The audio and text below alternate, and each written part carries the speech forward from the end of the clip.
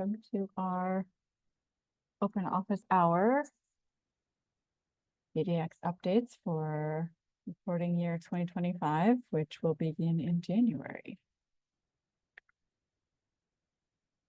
Like we've got some folks coming in. Sometimes we do a little icebreaker in the chat. If you're interested, you could put your name and the firm you're from in the chat, and also whether you're a signatory or your firm is a signatory. We will also use the chat to share some links and answer questions as we go along. And just to set up the session, we'll be doing some slides up front and then a demonstration and showing some of the new features as we get a little later into the hour. And maybe we give people another minute to join or so.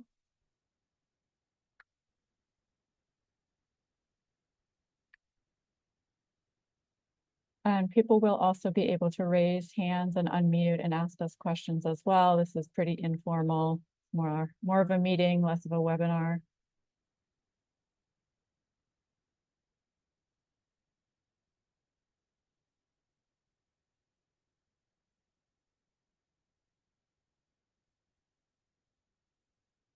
Seeing some names come into the chat here. Great, welcome.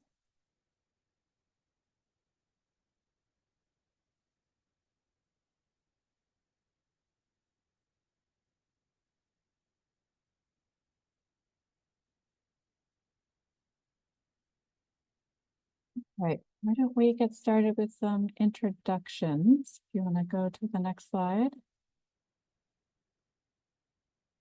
Great. All right, well, welcome again, everybody. We are recording this session. It will be on our YouTube page, which we'll show you in a future slide here, but just wanted to start with some introductions. I am Melanie DeCola. I am the director for our two climate action pledge programs.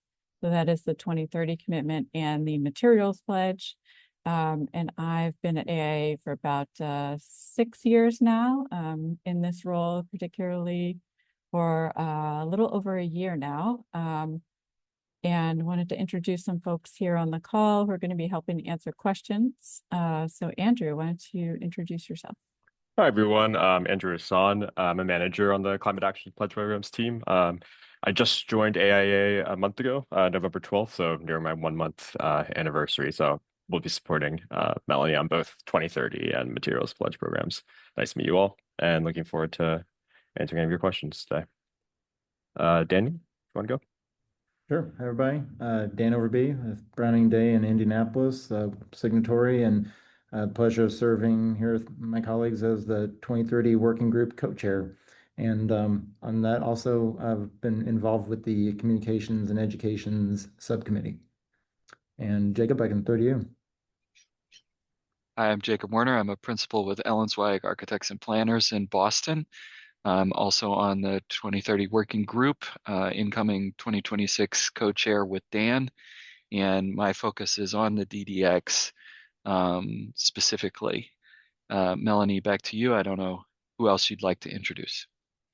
Yeah, I was just going to call out some other folks who are on the call from the working group. We've got Kate, we've got Corey, Kevin. I don't know if you wanted to unmute and just say, hey, we're going to be talking about Energy Star portfolio managers. So Kevin, if you want to just introduce yourself. Sure. Kevin Sotomayor with Sustainable IQ. I've been a part of the DDX effort for a number of years. I do a lot of work with Department of Energy, Lawrence Berkeley National Labs. One of the areas that we've been working on recently with AIA is the link to Energy Star portfolio manager, so that there's now the ability to share projects from Energy Star to the DDX, so you can see both design performance data and actual performance data for the same project in one place. Yes, we'll be promoting some of that, walking through some of that as we get into this hour. Before we kick off into the slides, I just wanted to do some reminders and also call out some places where you can register for future upcoming webinars in 2026. So similar to this current year. We will also have a walk through the DDX in January, which is kind of a basic overview of what the DDX is. We'll go through how to set up a project. We'll go through different functionality. You'll get to see the broad scope of the DDX itself. Guide to bulk import will happen in February. We will go through the bulk import spreadsheet and show you where and how to fix any errors that might come up in your bulk import process, as well as how to submit your portfolio. And then as we get into March, noting the March 31st deadline for reporting, we will be doing a special session just on submissions. And again, we'll also touch on bulk import in that session as well.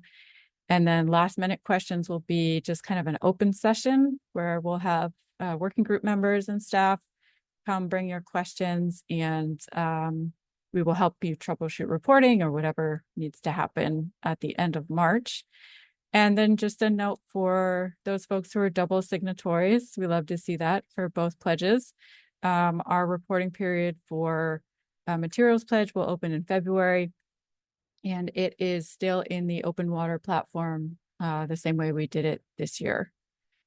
All right, so next.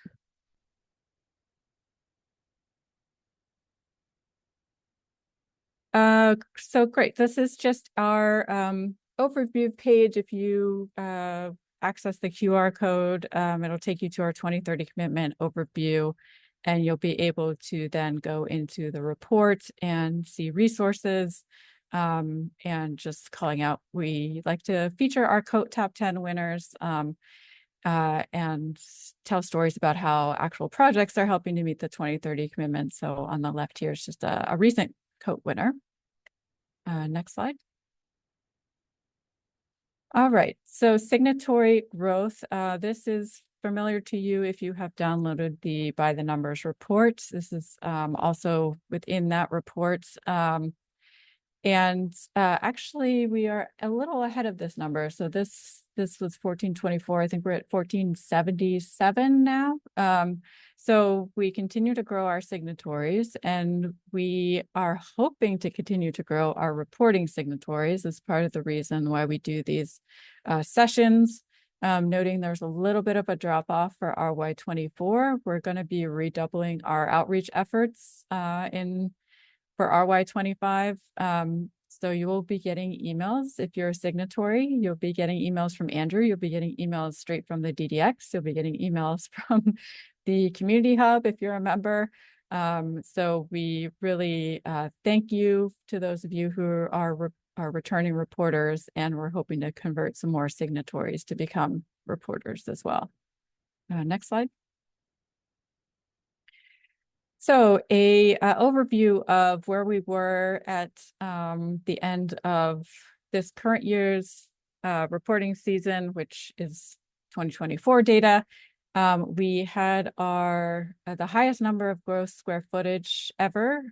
We had 41,000 projects, 459 firms, 113 countries, and the kind of headline number here is the 56% PEUI reduction, which was the highest in the history of the program. And if you want to know why, you can download the report, and we sort of break that down into our theories as to why we had such a large jump for this year, including improved energy codes, international projects, increased renewables, all those kind of details you can read in the report.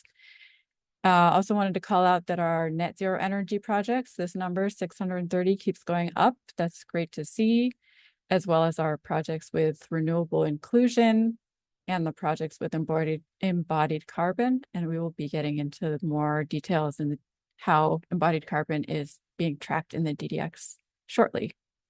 Next. All right, so here's kind of a preview of those high level numbers that I was just talking about.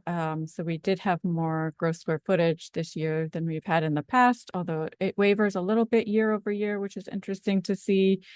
We had one large portfolio of single family houses come in for RY24. So a little bit of variation happens every year, which kind of makes it interesting to see. But then, yes, again, noting this 56% PEUI reduction is the highest in the program's history, starting all the way back 2010. Well, 2010 is sort of when the DDX became a thing, 35%. Now we're at 56%. Next. Reminder to those of you who may not have reported or may not have reported in the last year or so, there are 3 different ways basically to get your data into the DDX and then ultimately submit it, which is the goal for all of us. The direct input, which is partly what we'll be doing a little demo on today, directly into the DDX itself and all the fields that are associated with it.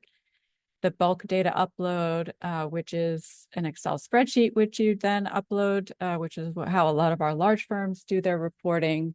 It allows you to have a lot of projects in one spreadsheet that you then upload. Or if you have projects with current energy models, you can upload via API, and we are going to talk more about that as we get into 2026. All right.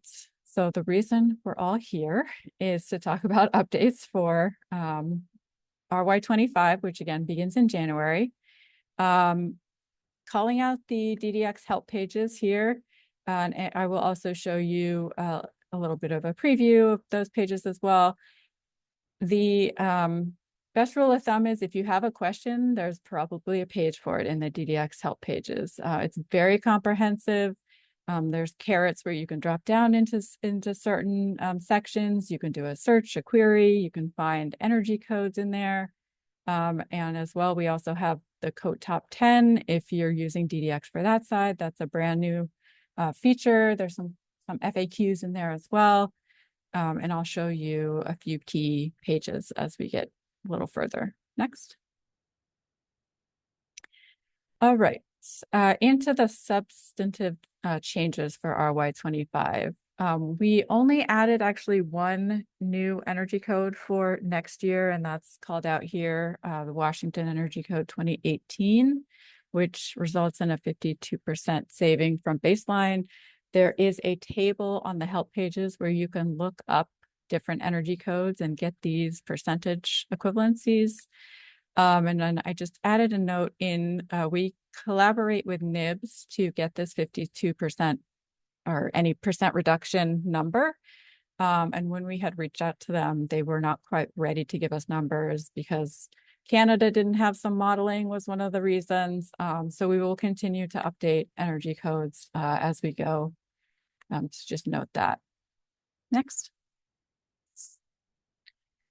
Embodied carbon. This is the largest change that you will come across in the DDX if you were using it before to track embodied carbon. It's going to be a little bit different starting now and into January.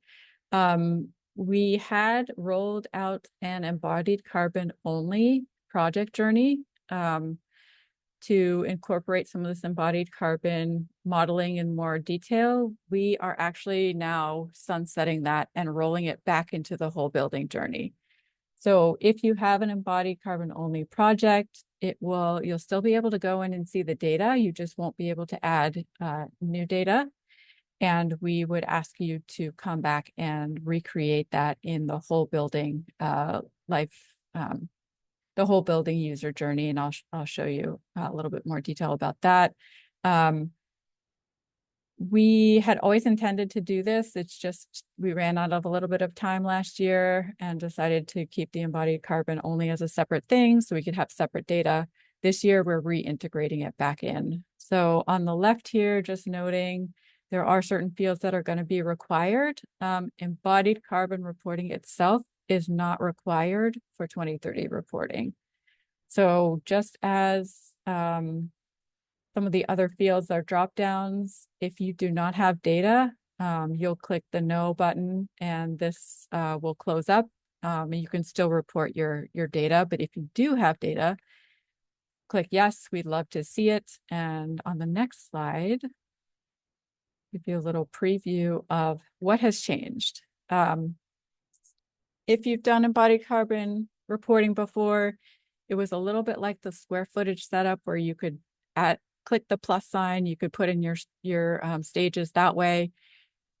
We did some back and forth internally as a working group, and we also wanted to coordinate a little bit better with the CLF and some of the tools that they have created. So we decided to go with a table structure, and hopefully this makes it a little bit easier to do a bunch of different data inputs at the same time instead of having to click a plus sign or a minus sign and do it that way. So if you click yes on the embodied carbon section, this will open up and you will be able to input data into every single one of these that you have the data for. And at the bottom, you will get an automatically updated subtotal and a total, and the GWP intensity, as long as you're putting data into the table, will be calculated from the square meter that you put in. It was shown on the previous slide. It's part of the same module. If you do not have data for each one of these stages, or any of these stages, I should say, you will be able to click this override button and just input your own GWP intensity number, and that will be recorded, and the table itself will sort of gray out. You'll still see it, but you will not be able to put information directly into the table itself. Did I cover everything? Yeah. Oops, so go back.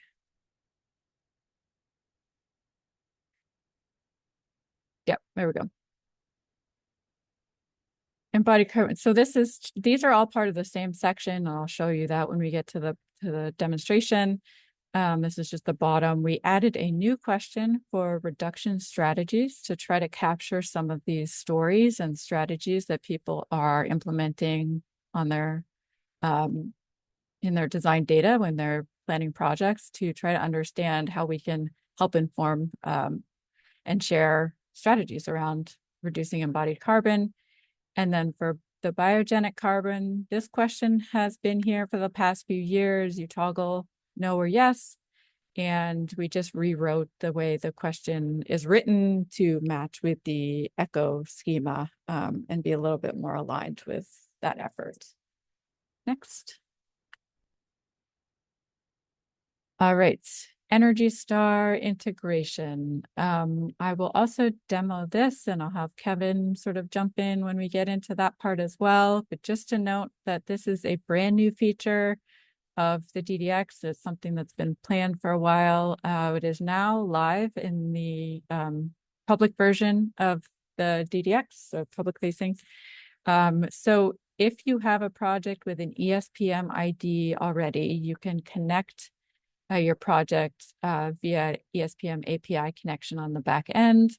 I won't go through each step to show you how to do that, but just note that this is in the post-occupancy section, which is now on every single dashboard of your project. If you do not have an ESPM ID number and are not going to be setting one up, you can also still add data. There's a little button still there to add your own post-occupancy data.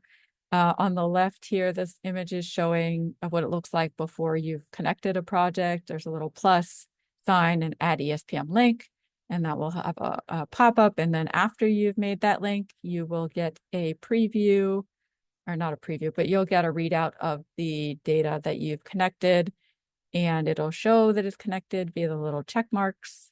And if you want to run an update, you now will have an ESPM update button instead of an add ESPM link.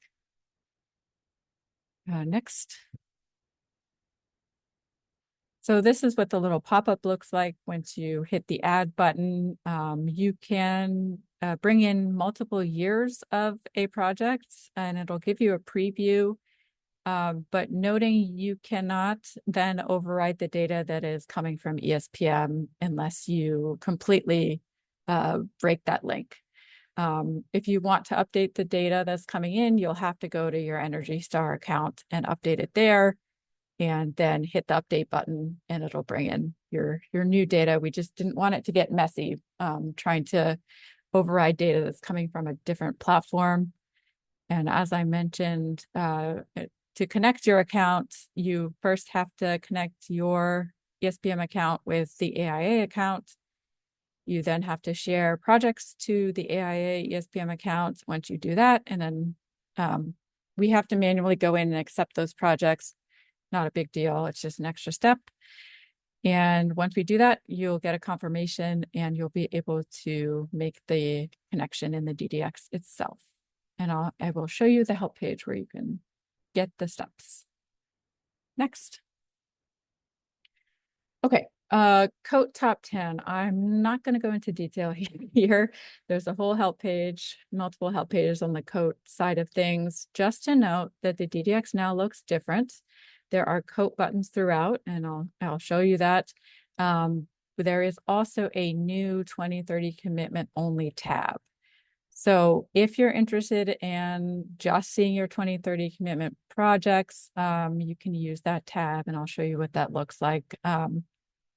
Right now, it's only showing projects that are a specific person has set up in their own account, but within the next couple of weeks, it should show all projects on the 2030 tab. And then the COAT Top 10 tab is its own universe, I'll say. Next. And yeah, just repeating, COAT Top 10, all that data is not required for 2030. All right, turning it over to Andrew to go through some of our general resources. All right, great. Yeah, so here's some general resources that you guys can all access. Hopefully you all have, explored Community Hub, but if not, there are ways in which you can just, connect with the different communities. You'll see here when you're actually on your own profile page, well, not this one actually, but you'll be able to see any quick links to any of the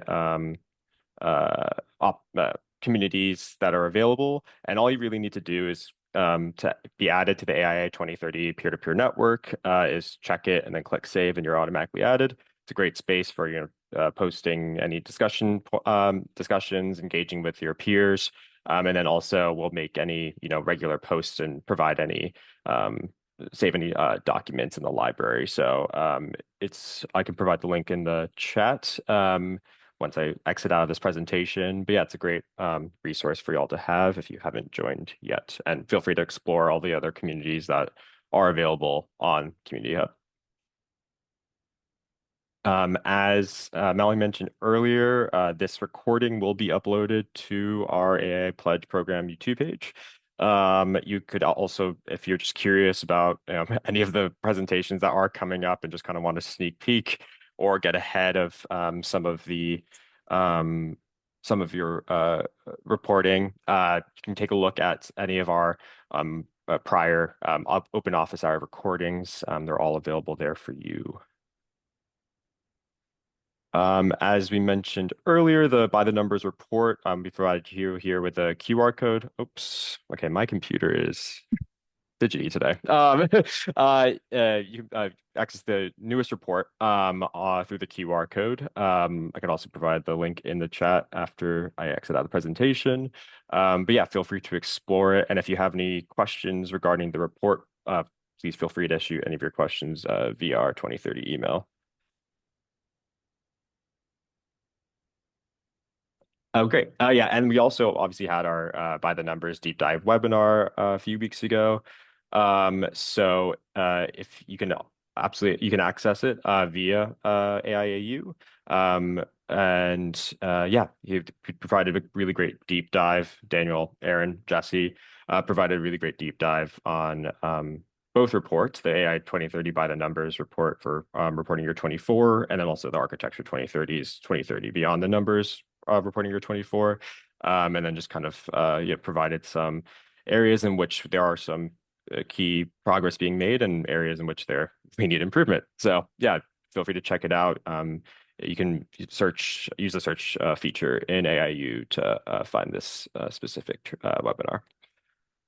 And yeah, before we hop into demonstrations, just wanted to note the 2030 commitment email. So if you have any questions following this presentation or any questions that arise during any of your reporting, please feel free to shoot them over. We monitor that email daily, so we'll get back to you with a response as soon as possible. Thanks. Let me stop sharing. Yeah, my Right. Zoom actually even quit and restarted. So I don't know what's going on today.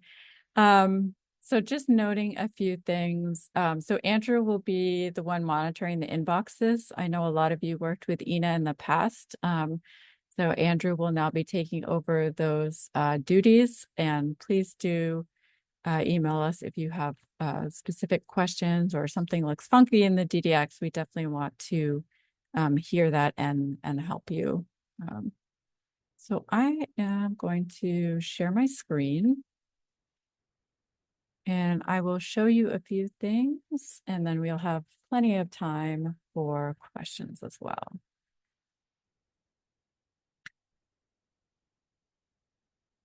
All right. So just wanted to show you some key pages. This is the DDX help page site. As I mentioned, there are pages for almost every question you might have. Just wanted to go through some of the ones that pertain to today's session, which starting with this update to the DDX page. This is basically a overview of everything we've gone through in this presentation today, including some links to where to go for more information, including the embodied carbon page and the Energy Star page, which walks you through the steps, as well as the code top 10 pages, which are also down here at the bottom of the help pages. And this page as well is key. We have set up our 2026 open offices. These registrations should all be live now. And you should be able to set up your 2026 kind of learning schedule if you are so inclined. And we kept the direct links to the YouTube channel, to RY24's topics. And then for the double signatories, it's the same with the materials pledge as well. Deadlines up here at the top. And then just wanted to quickly call out the Energy Star page. As mentioned, there are some steps that you do need to go through. This kindly walks you through every single step with a little screenshot, noting that you will have to connect to the 2030 account. You will have to share your projects with the 2030 account, including your energy meters. And then once you have done that and it's accepted, you can just do the ESPM updates from the DDX directly with your unique project ID. I saw a question about that in the chat. So you need your ID number. And thank you to Kevin for sharing these screenshots. All right. Another thing that Andrew was alluding to is the 2030 peer-to-peer network. We've got 1.5 or 1,500 members here. Would love to see that number go up. This is one of the easiest ways for us to share data with you or share updates with you. Make sure you're getting all the resources you need for reporting. And share kind of tips and tricks and other things that might be going on in our network. So please, please, please sign up for the peer-to-peer community. I put a link in the chat if you have never been a part of the AIA Community Hub before. And there are links here as well that are key for reporting and for signatories. All right, let's get into the DDX itself. So noting this is a test account, this should look pretty similar to your accounts. As I mentioned before, there are now coat buttons as part of your interface. These are not required for 2030 reporting. You can get into your projects the same way you did before by clicking the project name itself. On the company tab, this is still where you're going to be doing your import from your bulk import or exporting your projects. One thing to call out here is we now have a reporting year filtering system for your export. So you can drill down into the actual reporting year and not export your entire portfolio. And then the 2030 commitment tab is the place where the coat buttons magically disappear and all you see is 2030. So this is what I would defer to when if I was doing my reporting or tracking, and you'll be able to get into your projects from here. I'm just trying to find one that has active data here. Will take you directly into your dashboard, and I wanted to show a couple things here. Post occupancy data is now visible on all projects in all dashboards. And this is where you do your ESPM linkage here. Actually, since we're here, Kevin, did you want to kind of walk through any of the broader context to this or add any flavor? Sorry, I was on mute. Yeah. I mean, I think you're doing an excellent job describing it. I mean, it's the as Melanie touched on. There's a couple phases or a couple stages to this. One is kind of how just to describe it a little bit more detail. That if you have your Energy Star Portfolio Manager account, you have a project where you have actual performance data associated with it. To get that link to the DDX, what has to occur is that project, your project on ESPM, needs to be shared with the AIA account on ESPM.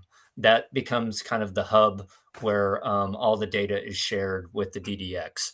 So as Melanie described earlier, you'll go into your project. You can do a sharing within ESPM, and the credentials for the AIA account are on the help pages as well. And you can enter that and then share the project to AIA.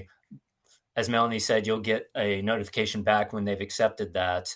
And then at that point, you can go into the DDX, and your project needs to already be set up in the DDX currently. And then you'll be able to enter the ESPM project ID into that. And that's ultimately what Melanie's showing right now. Across the right under the post occupancy header, there's a gray bar that if you look to the far right, it says Energy Star Portfolio Manager Project ID, and that displays once you've made that link, and you can edit that or break that link if you need to. That's an option as well.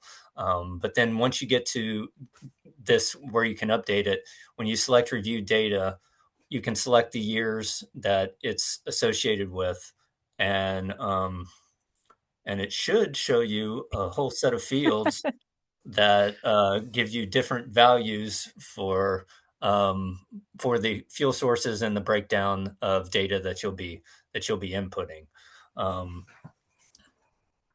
In the magic of showing things live, this is Yes. Of course, not working. In the meantime, Kevin, we have a question in the chat regarding if our clients tend to manage the ESPM data, presumably they would need to request their permission to access this data in those instances. Yeah. Yes. They could, and those clients could share that data share that project with your firm, and then you could share it with the AIA account. So the sharing doesn't have limits in terms of, and it can be read only, and that's what is recommended in terms of the share with the AIA account, is that it's read only. This was going to be the cleanest way that we could make this connection initially, and so although the sharing may sound a little complicated, it's not that difficult once you take a look at it and get familiar with it, and would encourage you to look at the step-by-step walkthrough of that. But yeah, once you connect to the AIA account, it's much simpler from there. And so it looks like it's getting a little hung up on the updates. So we also have another question in the chat. Does the sharing with the AI account occur per each project, or can a client enable that sharing for their whole portfolio? Within their ESPM account, you can share multiple projects at once. So you can do it to where it's not a single project at a time. You will have to, as Melanie also pointed out earlier, you'll have to, projects will have meters set up on Energy Star Portfolio Manager, and you'll have to share those. You can do a select all to share those if you wanted to. So there are simpler ways that you can do it. It doesn't have to be project by project. It's the sharing tab, Melanie. Sorry. The sharing tab. Yeah. So on top, up next to my Yep. portfolio, and then you can select multiple properties. You can, and this just gives you a dashboard of the projects that you've shared. But yes, you can share more than one project at once. But wouldn't you then still have to link each individual project with a project in the DDX? So it's still, Yes. you can share, Still project by project. yeah, like in mass so that you have them available in Energy Star, but then you're going to have to go one by one and still link them to a project in the DDX. Yes, currently you are. That's correct. Yep.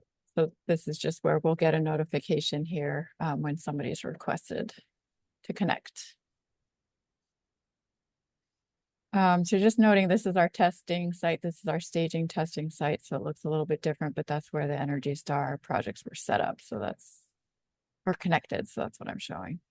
And the other thing that I'll just say really quickly is in the table in the post-occupancy data row, similar to the table you see on this screen below in design phase data, each row in that post-occupancy will be 1 year of a calendar year of data.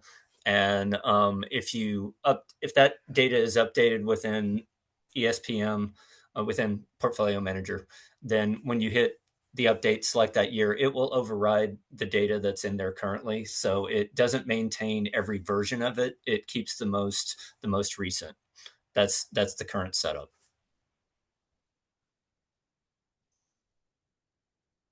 And when you click on the chevron and expand it, it'll show the fuel sources related to that project. So it gives you the breakdown at that same higher level screen versus having to click into it. And you can delete and you can still add your own data, just you cannot override the ESPM until you hit delete. All right. So Melanie, what else am I missing?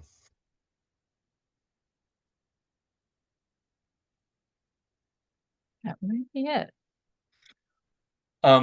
When you form the initial link to Energy Star, you'll have to get your firm ID and your user key, and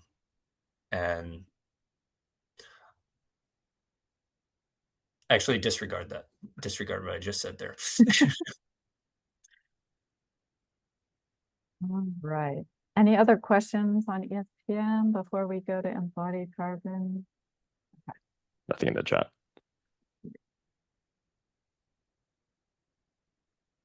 So going into embodied carbon.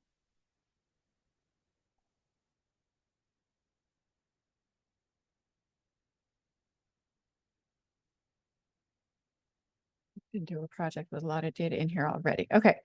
Here is where you're going to encounter most of the changes. And I will also note that we are still working on the bulk upload spreadsheet.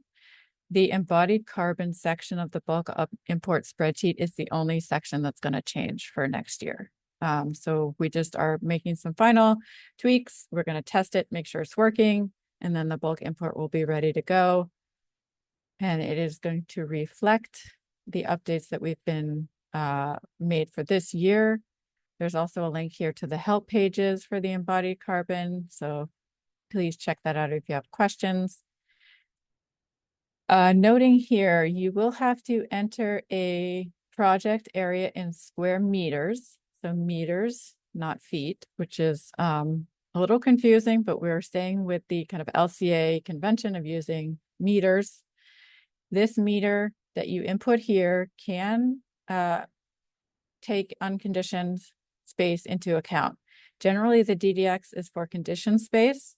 This is the one area where you can include a different footprint for your project and include some unconditioned space. This, whatever you input here, will affect your DWP intensity down here in the table. So that's important to input. Carbon modeling tools, not a huge change here. We've added C-scale. You may still see Epic in here. I just asked them today to remove Epic going forward and keep C-scale. That'll be a change. Carbon modeling party will also be required. This is pretty broad here. And then moving down into the table as mentioned, you can input as much data as you have, and we ask you to input as much data as you have. These two columns will change slightly. They'll get a little bit more specific, the A4 and the A5. Otherwise, this is what it's going to be for reporting year 2025. Whatever you input here, I'm going to use funny numbers. You'll see start to change the total GWP down at the bottom. And then noting before, if you do not have data, you can do an override here. You will no longer be able to input any numbers in the columns above, and you can enter your own GWP intensity if you do not have fields or you do not have data for these fields. Hopefully this makes it a little bit easier. If it doesn't, send us your feedback. We love to hear what's working, what's not for people. And then the reduction strategies, this is optional. This is just a write-in section, whatever you want to share with us. And then the biogenic carbon, we just rewrote this statement here. Questions on that? Clarifications? Again, embodied carbon is not required. You do not have to click yes, but if you have data, we would love to see it. I have a question. Yeah. We typically use the bulk import option. Will that entire spreadsheet portion of the embodied carbon be on the bulk Yes. spreadsheet? Okay. Yes. So, and we are going to update the bulk import guide as well to Okay. show there's specific ways you'll have to input the numbers. It actually didn't make the spreadsheets too much bigger, which is great. But you'll have to edit the number or enter the numbers with a line in between them. And that's what we're trying to finalize now. Yeah.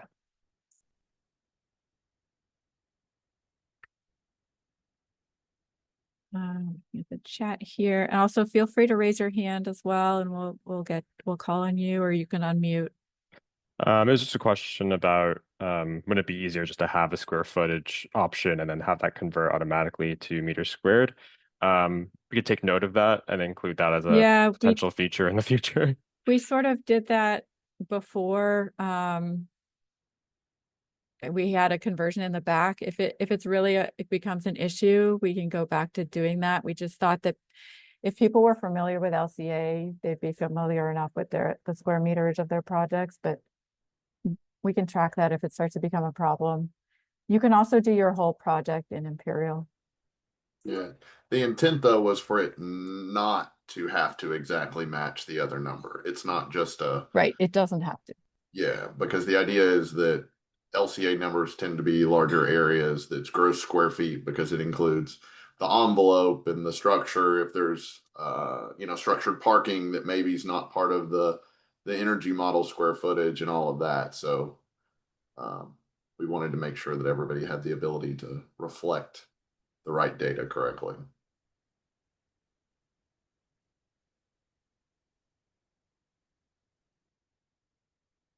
Any other questions? Any other things folks would like to see demonstrated? We've got 15 minutes left or so.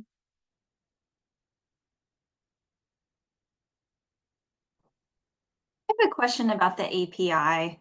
Sorry, I just hopped in front of somebody else who raised their hand. Worries. No worries. Go for it. So the API, I understand, is available for certain energy modeling softwares.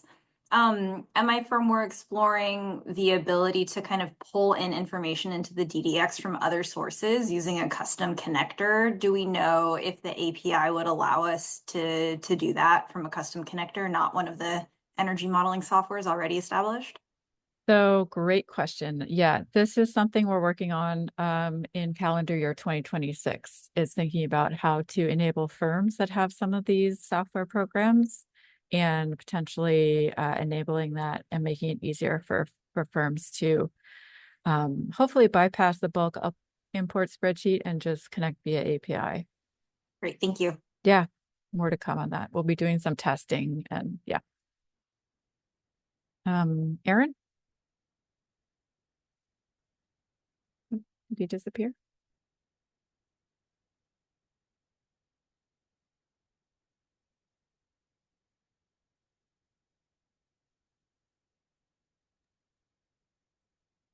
Aaron, if you're speaking, we can't hear you. I know you're off mute though.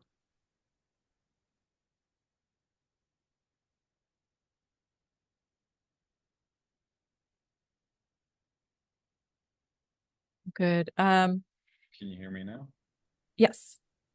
Okay, awesome. My question is along the similar lines of like sharing data. So we are working with a bunch of structural firms that are now tracking their embodied carbon. So I'm wondering if that's something, probably not now, but maybe in the future, just so that we're not kind of double reporting or reporting, old information when they have current information.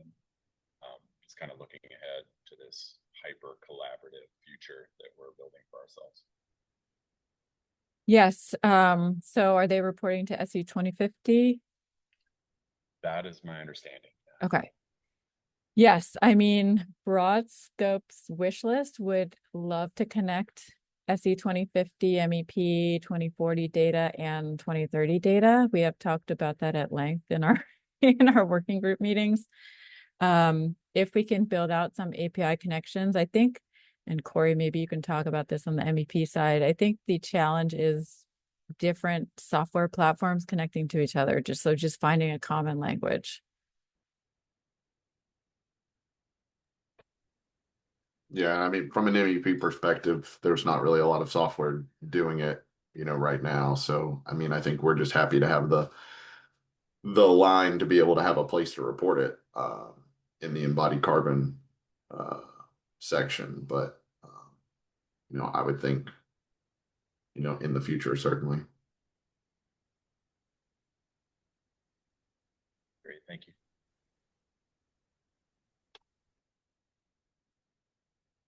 Anything current working group members want to share? Tips, tricks, things that you've learned from your multiple years of reporting? And then we can give people some of their minutes back. I would just say that start the earlier the better. Usually after the first of the year, that's been our practice. We've been reporting for 8 straight years, and we've just found it usually takes a little longer than you might anticipate if you've not done it before, just to get all the information that you need from project managers and teammates, etc.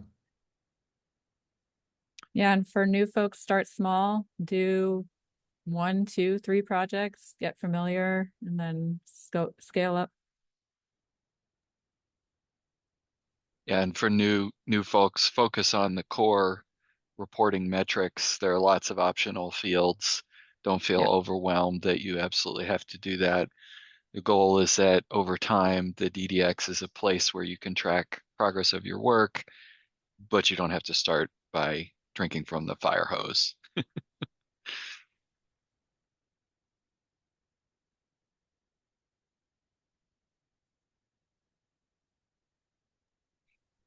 And we're here to help. Yes. If you need help, reach out. Don't be afraid. We all started somewhere. We're glad to help you. Don't suffer alone. We will help you. We will set up time with you. We will walk you through it if you need some extra assistance. Happy to do that. Nothing in the chat. All right. Thanks, Kevin. Start getting familiar with your fuel sources. They'll be more and more important. All right. With that, thank you all for joining. As mentioned, this will be up on our YouTube channel. If you want to share it out with people in your firm or just want a refresher, And we really appreciate your time and thanks for joining us. Bye, everyone. Thanks, everyone. Thanks all.